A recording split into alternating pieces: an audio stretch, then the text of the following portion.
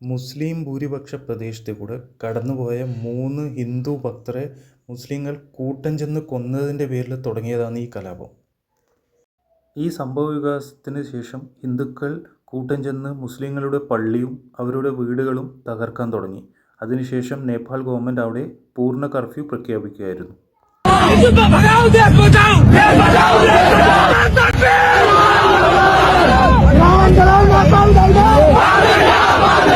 जय नेपाल भिडियो हेर्नु भयो होला। आज भोलि नेपालमा 98% हिन्दूहरू छन्, उनीहरूले त नै भने कि मुसलमान कने हेमाटी भगाओ। आज एउटा 1-2% बढेर हजुर कने भन्छन् कि हिन्दू भगाओ देश बचाओ। के हो यो?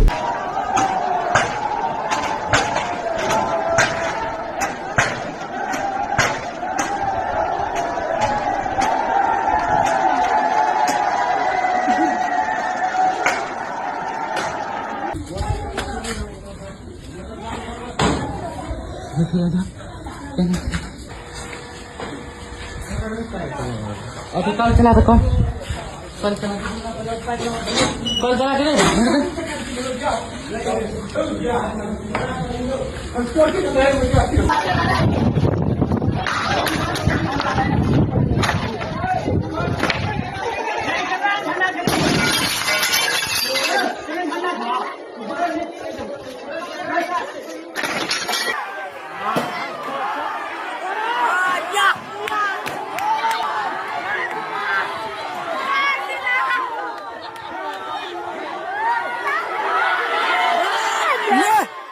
എൻ്റെ ചോദ്യം സോ കോൾഡ് ബുദ്ധിജീവികളോടാണ്.